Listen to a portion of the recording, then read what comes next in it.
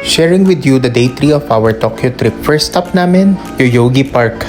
Yogi Bear is smarter than the average bear. Huy, hindi Yogi Bear. Yoyogi Park po sa Tokyo. May Okinawa Festival pala. Akala ko milk tea lang. Ang daming mga nakasetup na stalls. Sayang di kami nakapag-stay na matagal kasi may mga pupuntahan pa kami. Hello! Punta kami ngayon sa... Sakusa. Asakusa. Hindi ko maintindihan yung weather dito sa Japan. Parang malamig yung hangin pero konting lakad ko pa lang. Pause na ako. Nagpalit tuloy ako. Nakadalawang palit na ako ng damit.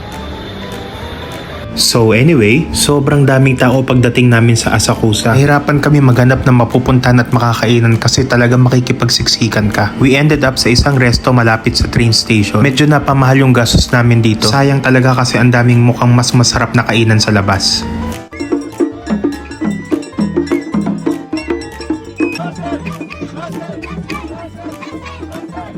Sobrang dami ding stalls as we stroll towards the Shinoji Temple. Di na namin napuntahan yung mismong temple kasi sobrang daming tao. And now for our next stop, isa sa mga newest attractions sa Tokyo ang The Making of the Harry Potter Studio Tour. At kung Harry Potter fan ka katulad ko, sobrang mag-i-enjoy ka talaga dito. Muntik na ako mapabili ng wand kaso naisip ko, pangkakain ko na lang yung pera. Kaya tinry ko na lang yung isang wand ala Voldemort style. Harry Potter, the boy...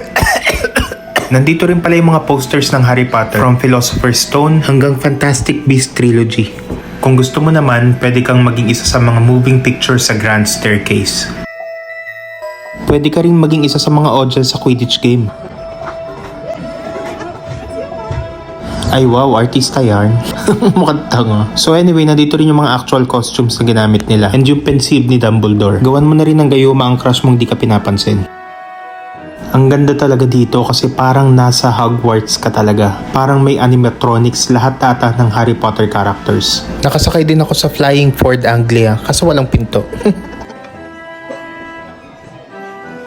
We also got to try yung butterbeer. Matamis lasang caramel. Nandito rin yung Not Hermione, Yar. Di mo talaga dapat ma-miss out tong The Making of the Harry Potter Studio Tour. Almost 4 hours yung tour pero sobrang worth it. You can book this via Klook guys. Be sure to use my promo code JERAYMONKLOOK for additional discounts. Up to 5 times pwedeng gamitin yung promo code ha. You need to book this ahead kasi per schedule lang studio tours. Uwi na kami.